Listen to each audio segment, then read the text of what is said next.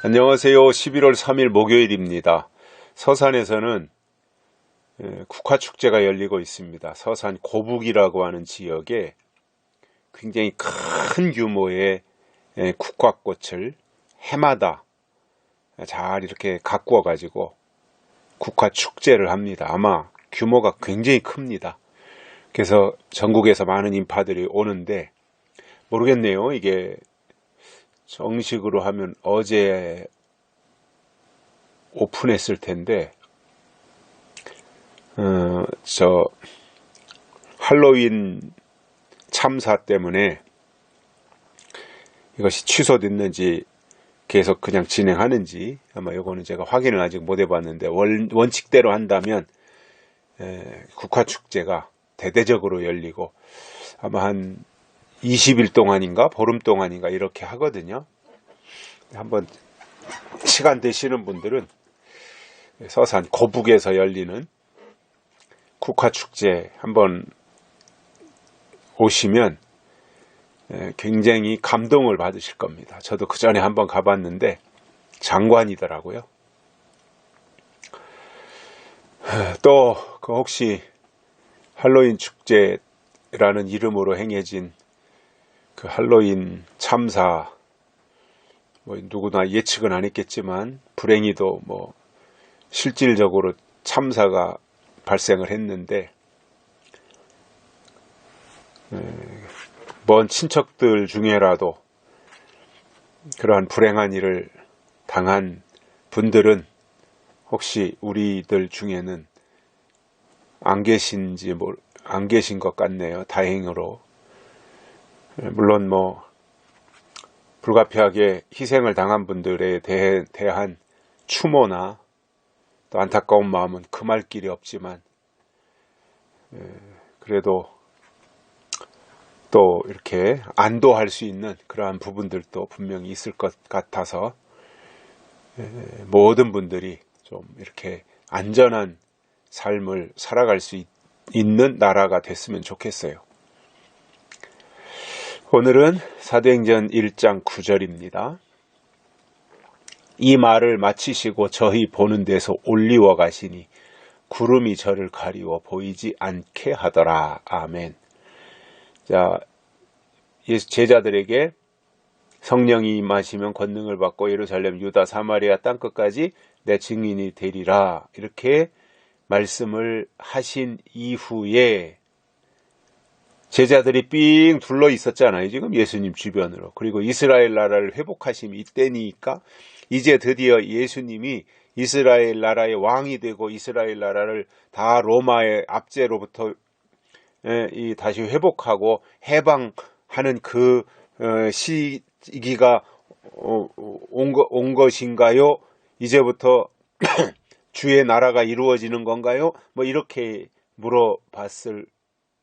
보는 가운데 예수님이 때와 기한은 너희가 알 것 없고 그것은 하나님의 주권에 속한 것이다. 하나님이 하실 일이다.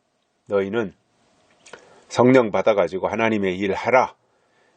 이 말씀을 하신 이후에 제자들이 보는 데서 하늘로 올라가셨습니다. 하늘로 올라가셨어요. 대단한 역사죠. 그죠? 사람 몸이 어떻게 이렇게 부상을 해서 떠오를 수가 있습니까? 그죠? 비행기처럼 공중을 향해서, 하늘을 향해서, 그것도 비행기는 이렇게 수직으로 딱 올라가지 못하잖아요. 활주로를 쫙 달려가다가 가속도가 붙어가지고 이륙을 하는데 예수님은 계시던 그 자리에서 수직으로 올라가 버리시는 거죠. 여기서 우리가 꼭 생각하고 정리해야 될 부분이 있어요. 많은 사람들이 예수님은 구름 타고 올라가셨다 이렇게 말합니다. 그러나 성경은 그렇게 되어 있지 않습니다. 저희 보는 데서 예수님이 하늘로 올리워 가시니 구름이 저를 가리워 보이지 않게 하더라 이렇게 되어 있습니다. 구름을 타고 가신 것이 아니라 예수님은 그냥 자연스럽게 붕 하고 하늘로 올라가니까 저 높이 올라가면 구름층을 뚫고 올라가게 되잖아요. 그러니까 구름이 가려워서 보이지 않게 되는 겁니다. 어떤 사람들은 이렇게 말합니다. 예수님이 구름을 타고 가셨으니까 구름을 타고 오신다, 이렇게 말합니다. 그런데 성경은 그렇지 않습니다. 예수님은 구름을 타고 가신 것이 아니라 하늘로 들려서 올라가시니 저 높이 올라가니까 구름이 가리워서 보이지 않게 되었다, 이렇게 말합니다. 그렇다면 예수님이 오실 때 굳이 구름을 타고 오실 이유가 없다라는 거예요. 왜냐하면 하늘로 올리워 가신, 즉 승천하신 예수님은 부활체잖아요. 부활체. 십자가에 달려 돌아가셨다가 부활해서 나오신 분이잖아요. 부활체는 자동차를 타거나 비행기를 타고 다닐 필요가 없어요. 부활체는 그냥 자유자재인 거예요. 가고 싶으면 가고, 오고 싶으면 오고, 나타나고 싶으면 나타나고, 사라지고 싶으면 사라지고 하는 것이 부활체입니다. 예수님은 부활체예요. 부활하신 예수님이 구름을 타고 하늘로 올라갈 이유가 없어요. 비행기 타고 갈 이유가 없어요. 그냥 올라가시는 거죠.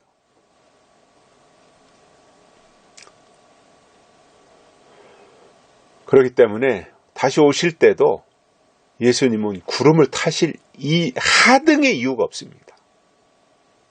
아니, 부활체가 왜 구름을 타요? 그냥 나타나시면 되는 거지.